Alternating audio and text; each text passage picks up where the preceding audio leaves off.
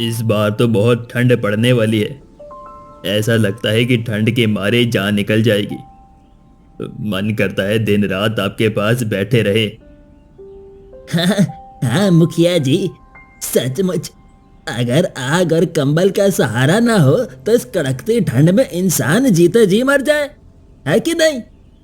हाँ हाँ हाँ हाँ, लेकिन जरा ये तो सोचिए कि हम लोग यहाँ पर आराम से आग जलाकर बैठे हैं और हमारे घर में अच्छे कंबल भी हैं, लेकिन बेचारे गरीब लोगों का इस ठंड के मारे क्या हाल हो रहा होगा।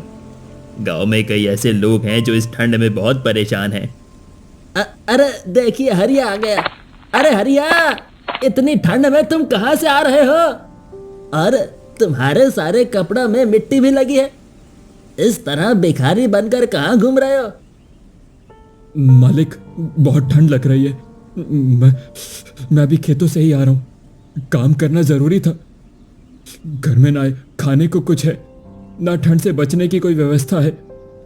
थोड़ा किनारे हो जाइए, मैं भी आग सेक लूं, थोड़ा फुर्ती आ जाएगी।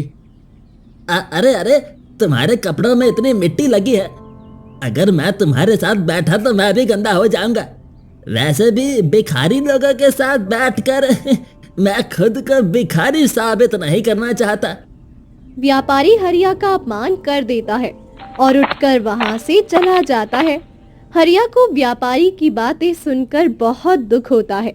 मुखिया हरिया को सहानुभूति की नजरों से देखता है। अरे तुम उसकी बात का बुरा मत मानो, वो थोड़ा घमंडी है। आओ देखो कितनी अच्छी आग जल रही है, आग सेक लो। इतनी दया दिखाने की कोई जरूरत नहीं है मुखिया जी। अगर आपको हमारी इतनी ही चिंता होती ना, तो आपने वादा किया था कि हम सबको ठंड में एक एक कंबल दिलवाएंगे, लेकिन आपका वो वादा अभी तक पूरा नहीं हुआ। अरे कंबल क्या मेरे घर में बनते हैं जो मैं तुम्हें आज के दे दूं? क्या इन सब चीजों में समय नहीं लगता? मैं तो तुम्हें सहानुभूति दे रहा था क्योंकि उसने तुम्हारा अपमान किया था, पर तुम तो मुझे ही गुस्सा हो रहे हो। हरिया चुपचाप ठंड से कांपते हुए अपने घर चला जाता है। उसके घर में पत्नी और 2 बच्चे थे। बच्चे बार बार अपनी माँ से कुछ खाने के लिए मांग रहे थे और शिकायत भी कर रहे थे कि उन्हें बहुत ठंड लग रही है। बेटा थोड़ा सब्र रखो, तुम्हारे पिताजी और मैं कुछ न कुछ इंतजाम कर लेंगे। इस मौसम में हम तुम्हें नया स्वेटर और कंबल जरूर दिलवाएंगे। बस अभी जिद मत करो। थोड़ा गर्म पानी लाओ, मुझे बहुत ठंड लग रही है। ऐसा लगता है मेरी तबीयत ही खराब हो जाएगी। इस कपाती सर्दी में भगवान भी हम गरीबों पर दया नहीं करते। मुझे तो समझ में नहीं आता कि इस बार की ठंड कैसे कटेगी। आप चिंता मत करो जी, हम कुछ न कुछ इंतजाम कर ही लेंगे। मैं आज जब सेठानी के घर काम करने के लिए जाऊंगी तो उनसे कहूंगी कि अगर उनके घर कोई पुराना कंबल हो तो वो हमें दे दे, ताकि हमारे दिन तो कट जाए ना। हरिया और उसका पूरा परिवार ठंड की वजह से बहुत परेशान था। उधर व्यापारी अपने घर में आराम से बैठा हुआ था और कुछ हिसाब किताब कर रहा था। भाग्यवान, अरे ओ भाग्यवान, एक कप चाय पिला दो, ठंड के मारे जान निकल रही है। और हाँ, मेरे कमरे में सबसे अच्छा कंबल रखवा दो, शाम होने वाली है, मुझे नींद भी आ रही है। अरे क्या दिन भर चाय चाय करते रहते हो? अभी 1 घंटे पहले ही तुमने चाय पी थी ना। तुम्हारा तो बस एक ही काम है, बस खाना पीना और सो जाना। व्यापार का कुछ सोचा है? कैसे इसको आगे बढ़ाना है? तुम्हें तो कोई फिक्र ही नहीं है। अरे तुम मुझे पहले चाय पिला दो, फिर मेरा दिमाग चलने लगेगा। मैंने इस बार बहुत अच्छा आइडिया सोचा है, तुम देखना, इस बार इस ठंड में मेरा व्यापार बहुत आगे तक जाएगा। काफी सोच विचार करने के बाद सेठ शहर की ओर जाता है। वो एक बड़े बाजार में पहुंचता है और वहां देखता है कि ठंड से बचने की अलग अलग चीज वहां पर रखी हुई है। कोई लकड़ी बेच रहा था, तो कोई ठंड के कपड़े, तो कोई कंबल बेच रहा था।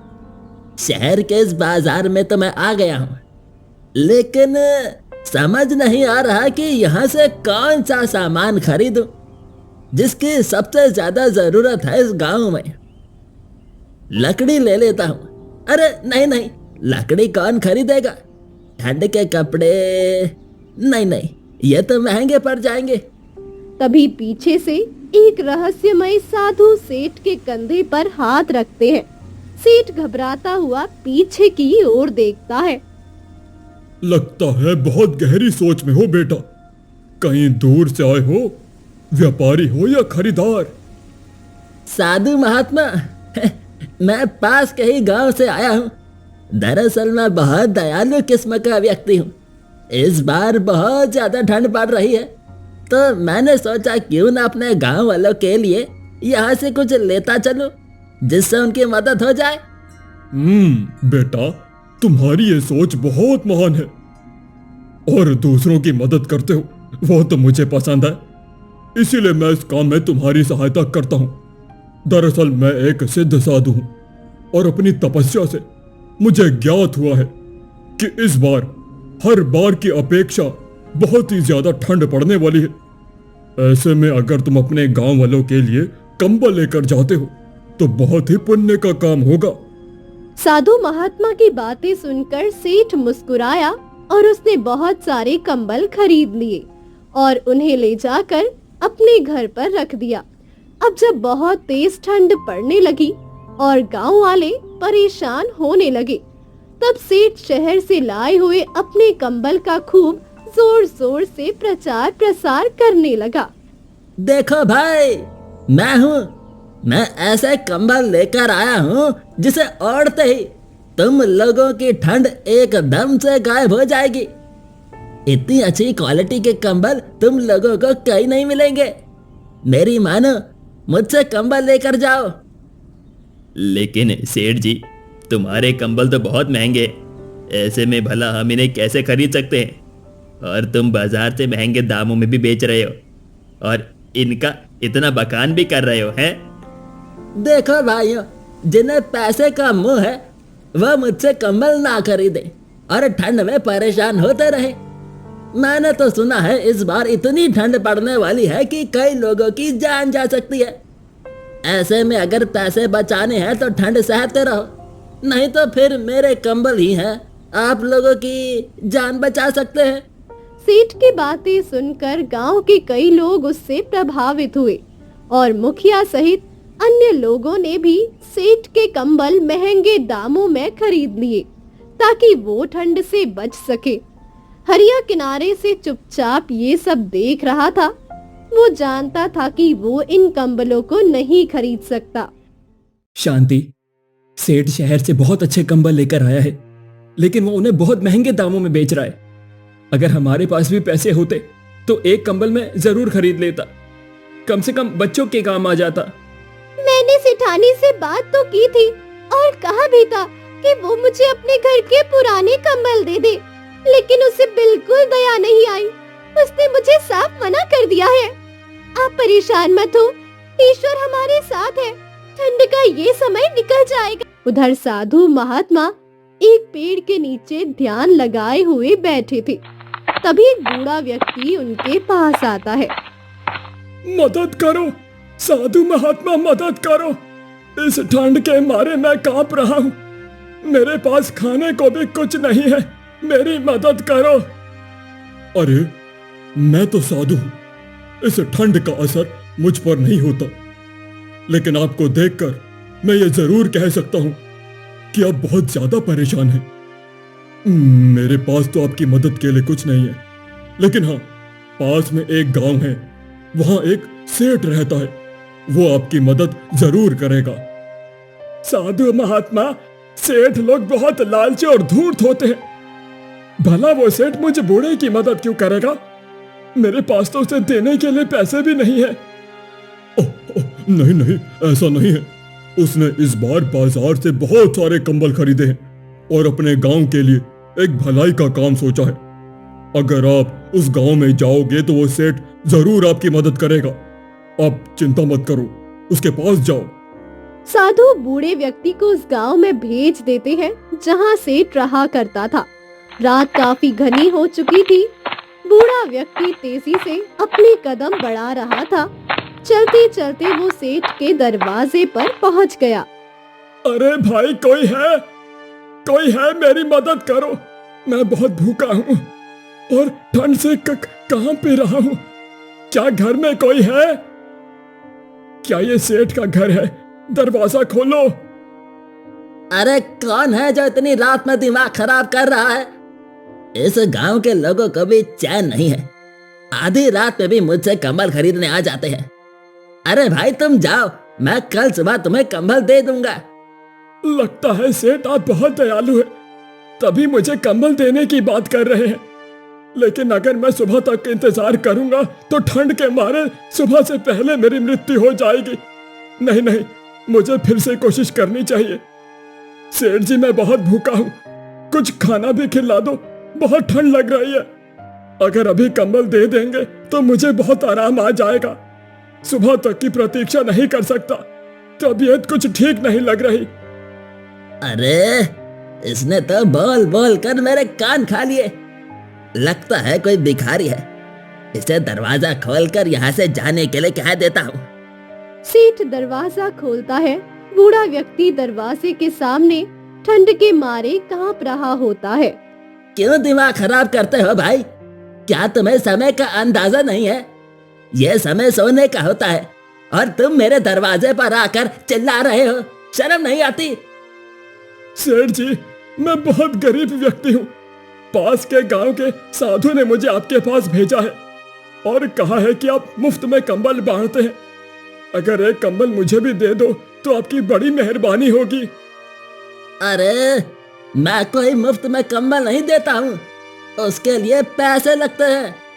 तुम्हारे पास है पैसे? देख कर तो नहीं लगता तुम मेरी अच्छी क्वालिटी के कंबल खरीद सको, इसीलिए अभी यहाँ से चले जाओ, जाओ जाओ। ऐसा मत कहो सेठ जी, मैं इतनी दूर से कंबल की आस लेकर आपके पास आया हूँ। गरीब व्यक्ति हूँ, ठंड में एक एक दिन काटना मुश्किल हो रहा है, मदद करो। सेठ गुस्से में बूढ़े व्यक्ति को धक्का दे देता है और अपने घर का दरवाजा बंद कर लेता है। बूढ़ा व्यक्ति जमीन पर गिर जाता है, उसकी आंखों से आंसू बहने लगते हैं और ठंड के कारण वो उठ नहीं पाता। थोड़ी देर में उसके प्राण निकल जाते हैं। सुबह होती है, सभी देखते हैं कि एक बूढ़ा व्यक्ति सेठ के घर के आगे पड़ा हुआ है। अरे सेठ जी, आपके घर के सामने ये बूढ़ा व्यक्ति कैसा पड़ा हुआ है? लगता है ठंड के कारण इसकी मृत्यु हो गई और आपने इसकी मदद करने की भी कोशिश नहीं की। अरे लगता है ये वही बुढ़ा है, कल रात जिसकी मदद मैंने नहीं की और अब इसकी मृत्यु हो गई। नहीं नहीं मुखिया जी, उसने तो मुझे आवाज ही नहीं दी। लगता है आवाज देने से पहले ही चल बसा बेचारा। हरिया को सेठ की बातों पर विश्वास नहीं था। वो जानता था कि जरूर सेठ की निर्दयता के कारण ही उस बूढ़े व्यक्ति की जान गई है, लेकिन हरिया कुछ कर नहीं सकता था। ठंड के कारण हरिया के बच्चों की तबीयत भी बिगड़ने लगी थी। क्या करे, कुछ समझ नहीं आता। दोनों बच्चों की तबीयत खराब होने लगी है। घर में एक ढंग का कंबल होता तो इन्हें उड़ाकर सुला देती। सुनो जी, मुझे डर लगता है, कहीं हमारे बच्चों को कुछ हो ना जाए। नहीं नहीं, ऐसा मत कहो। ऐसा करो, हमने जो पैसे जमा किए हैं वो लेकर आओ। मैं सेठ के पास जाऊंगा और एक कंबल लेकर आ जाता हूँ और उसे कहूंगा कि जो पैसे बाकी होंगे वो मैं बाद में दे दूंगा। हरिया जानता था कि सेठ उसकी मदद नहीं करेगा, लेकिन फिर भी हिम्मत जुटाकर वो अपनी सारी जमा पूंजी लेकर सेठ के पास कंबल खरीदने पहुंच जाता है। सेठ जी, अभी मेरे पास इतने ही रुपए हैं, आप मुझे एक कंबल दे दीजिए, बच्चों को बहुत जरूरत है। जो पैसे बाकी होंगे वो मैं आपको धीरे धीरे करके दे दूंगा, लेकिन आज मुझे बहुत जरूरत है। अरे मैं यहाँ क्या मुफ्त में सबकी मदद करने बैठा हूँ? जिसे देखो ऊपर आ जाता है मुफ्त में कंबल मांगने। देखो भाई, अगर पैसे नहीं है तो मैं तुम्हें कुछ नहीं दे सकता, इसीलिए यहाँ से जाओ। निराश होकर हरिया घर की तरफ आने लगता है। तभी रास्ते में वो देखता है कुछ सूखी लकड़ियाँ पड़ी हुई है। वो लकड़ियों का गट्ठर बनाता है और घर की तरफ चल देता है। क्या हुआ जी, कंबल मिला क्या? बच्चे ठंड से कांप रहे हैं। सेठ जी ने क्या कहा? अरे तुम सब बातों की चिंता छोड़ दो। देखो, मुझे सूखी लकड़ियां मिली हैं, इसे खाना भी बन जाएगा और घर में रोशनी भी रहेगी और इन्हें जलाने से ठंड भी कम लगेगी। कमाल की बात बताऊं, ये बिल्कुल मुफ्त में मिली है। अब तो मैंने सोचा है कि हर दिन जंगल जाकर लकड़ी लेकर आऊंगा। इससे हमारा काम बहुत आसान हो जाएगा। इस प्रकार हरिया और शांति अपनी समस्या का समाधान स्वयं ही ढूंढने में लगे हुए थे। उधर सेठ सेठानी से बातचीत कर रहा होता है। देखो, मैं 2 दिनों के लिए शहर जा रहा हूँ। तुम घर का और हमारी बेटी का ध्यान रखना। और हाँ, कोई भी अगर कुछ भी मुफ्त में मांगने आए तो उसे बिल्कुल मत देना।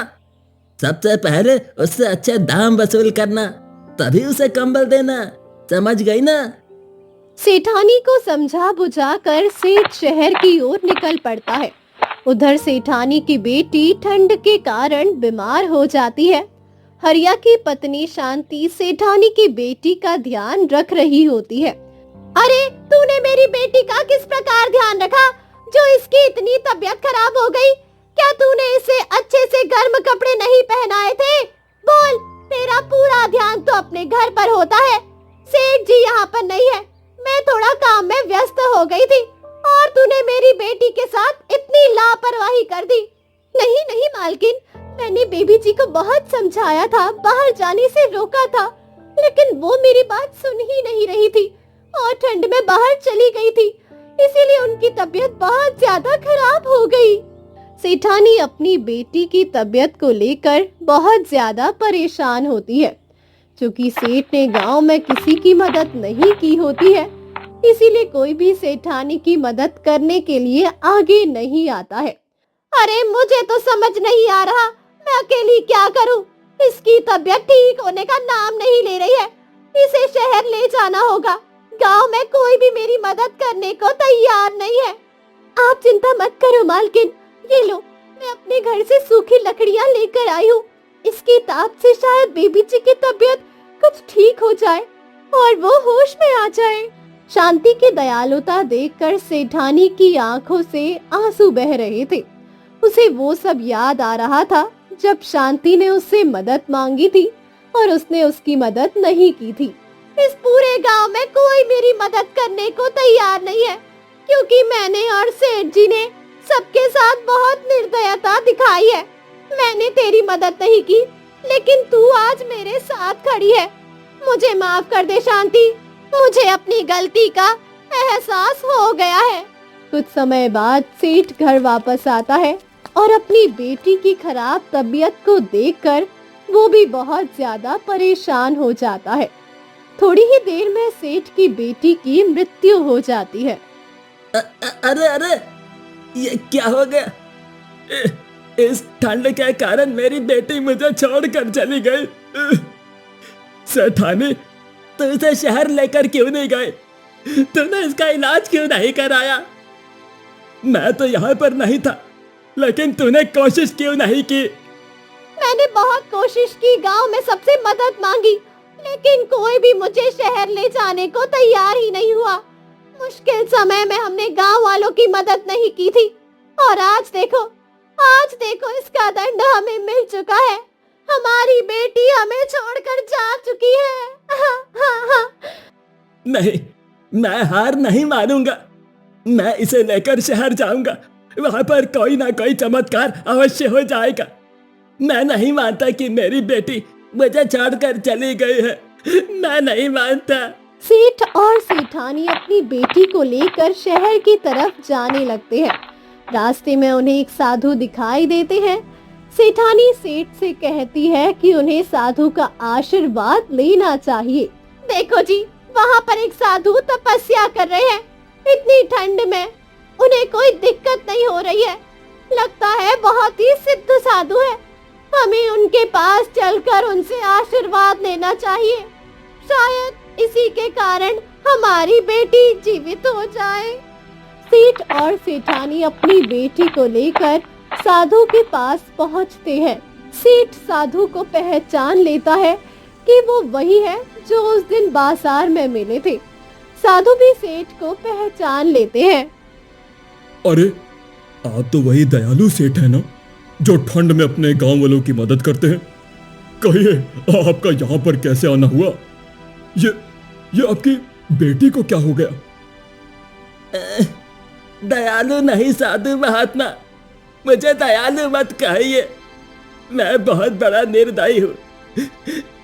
मेरे कारण गांव में कई लोगों के प्राण चले गए, क्योंकि मैंने मदद करने के स्थान पर पैसों को अधिक महत्व दिया और इस कड़कती ठंड में सस्ते कंबलों को भी महंगे दामों पर बेचा।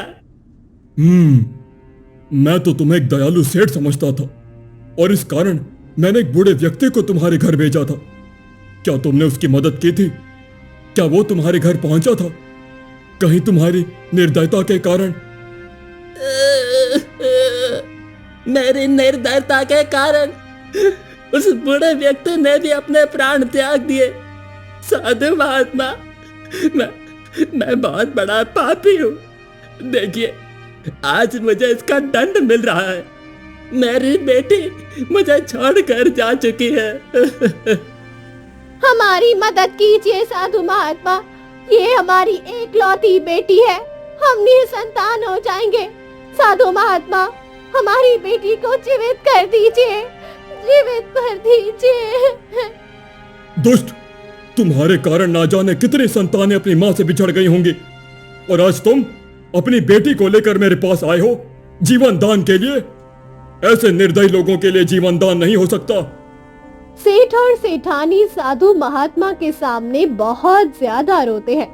आखिरकार साधु महात्मा सेठ की बेटी को अपनी शक्तियों से जीवित कर देते हैं। तुम दोनों के कर्मों में तुम्हारी बेटी का कोई दोष नहीं था। वो तो छोटी और मासूम है, इसलिए आज मैंने अपनी शक्तियों से उसे जीवन दान तो दे दिया है, लेकिन तुम्हें मुझसे वादा करना होगा कि आज के बाद तुम दोनों सबकी मदद करोगे। सेठ और सेठानी अपनी बेटी को वापस पाकर बहुत खुश होते हैं। वो साधु महात्मा से वादा करते हैं कि वो हमेशा सबकी मदद करेंगे और ठंड के मौसम में पूरे गांव के लिए जितनी हो सकेगी उतनी सहायता पहुंचाएंगे। सेठ और सेठानी अपनी बेटी को लेकर गांव पहुंचते हैं। आइए आइए, कंबल लीजिए। इसके लिए अब आपको कोई पैसे नहीं देने हैं। मैं ये सब आपको मुफ्त में दे रहा हूँ। आइए आइए, जल्दी आइए। अब से मुझसे जो भी मदद हो पाएगी मैं आप सबकी मदद करूँगा। ठंड के कारण अब किसी की मृत्यु नहीं होने दूंगा। हाँ, आइए। हरिया भी सेठ से कंबल पाकर बहुत खुश होता है। वो कंबल लेकर घर जाता है और अपने बच्चों के साथ खुशी मनाता है। आखिरकार उनकी समस्या खत्म हो जाती है।